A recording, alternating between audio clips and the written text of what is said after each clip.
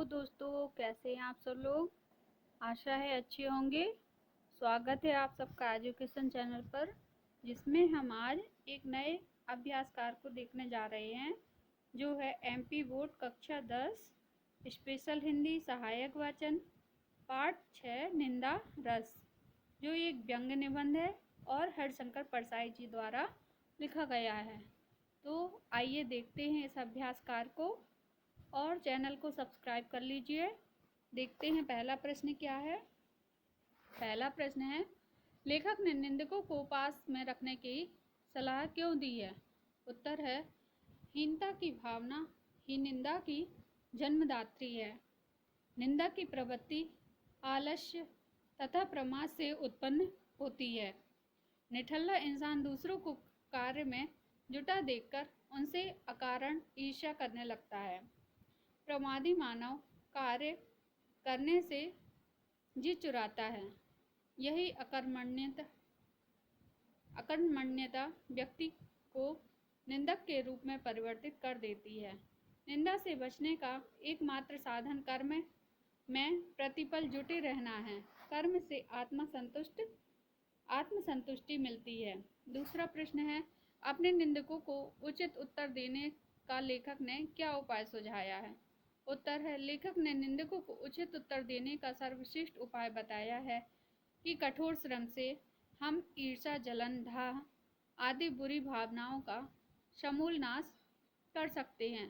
निंदकों को उचित उत्तर देने का यही सर्वश्रेष्ठ उपाय है। अगला प्रश्न है, निंदा की प्रवृत्ति से बचने के लिए क्या करना चाहिए। उत्तर है, जो इंसान निंदा में प्रवृत्त रहता है उसका मन कमजोर तथा अशक्त होता है। उसके मन में हीनता की भावना विद्यमान रहती है। निंदा के माध्यम से वह दूसरों को अपने से हीन तथा तुच्छ करार देता है। इस प्रकार के कृत्य से वह अपने अहम को पारितोष देता है। निंदा से छुटकारा पाने का एकमात्र उपाय काम में जुटे रहना, कर्म में प्रवृत्त रहने से धीरे धीरे निंदा का अवगुण समाप्त हो जाता है। कठिन कर्म ही निंदा को नष्ट करता है।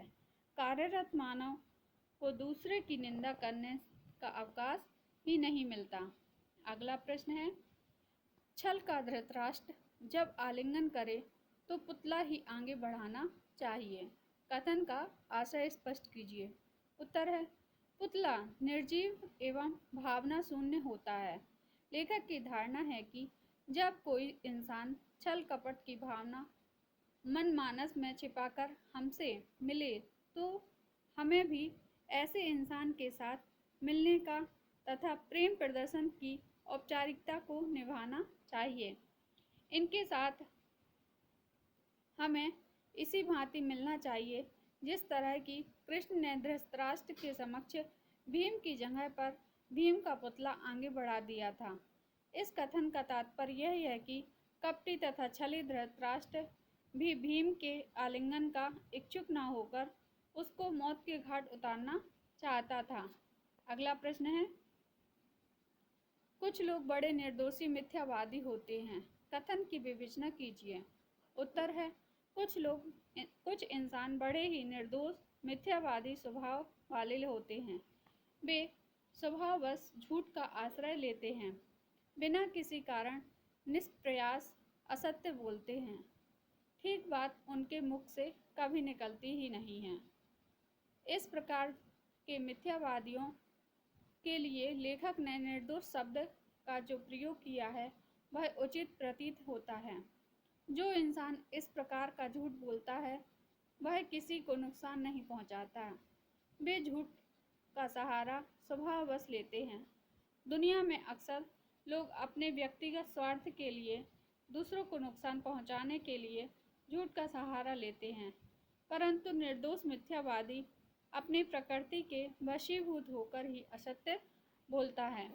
अगला प्रश्न है, इस पाठ से आपने क्या शिक्षा ग्रहण की और क्या निश्चय किया, स्पष्ट कीजिए। उत्तर है, हीनता की भावना से निंदा का जन्म होता है। जिस इंसान ने हीनता की भावना होती है निंदक बन जाता है। हीनता की भावना से ग्रसित होकर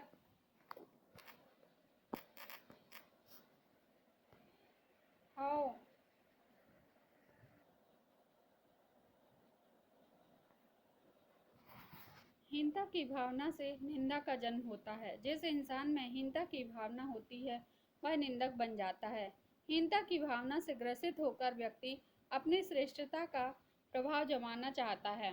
अपने अहम को संतुष्ट करने के लिए वह निंदा करता है।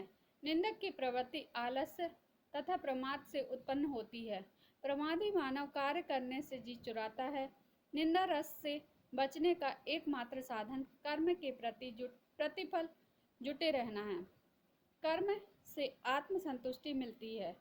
इस पाठ से हमने यह शिक्षा ग्रहण की कि निंदा रस से बचने के लिए हमें हमेशा कर्म में जुटे रहना चाहिए, जिसके परिणाम स्वरूप हमारे भीतर की निंदा रस रूपी बुराई समूल नष्ट हो जाती है।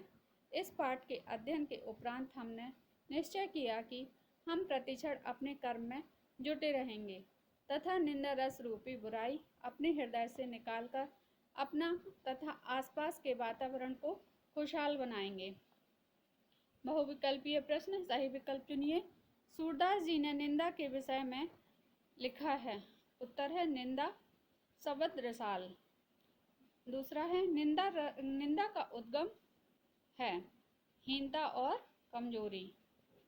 निंदा कुछ लोगों की पूंजी होती है, इससे वे फैलाते हैं लंबा चौड़ा व्यापार।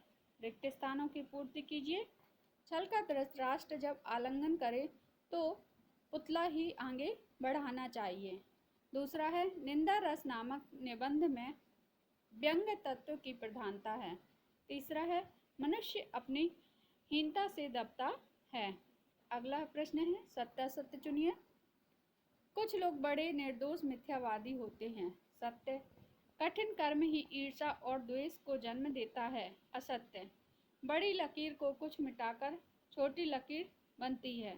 सत्य, निंदा रस व्यंग्य निबंध है। सत्य, निंदक समाज में सम्मान के पात्र होते हैं। असत्य।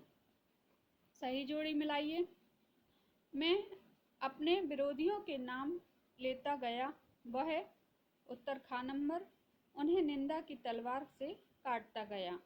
दूसरा है निंदक बेचारा स्वयं, उत्तर ग नंबर, ही दंडित होता है। तीसरा है दुश्मनों को रण क्षेत्र में एक के बाद एक कटकर का नंबर।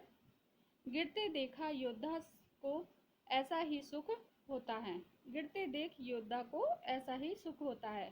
चौथा नंबर निंदा रस घ नंबर, हरिशंकर परसाई। एक शब्द में उत्तर दीजिए। लेखक ने किसको अपने पास रखने की सलाह दी है? उत्तर है निंदक को। कौन सा रस आनंददायक है? उत्तर है निंदा रस।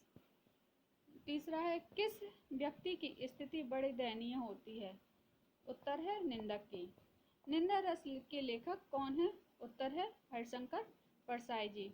तो देखा इस वीडियो के माध्यम से कि निंदा रस कितना महत्वपूर्ण है और इस रस में कितने लोग अपने आप में खुश होते हैं इस रस का प्रयोग करके।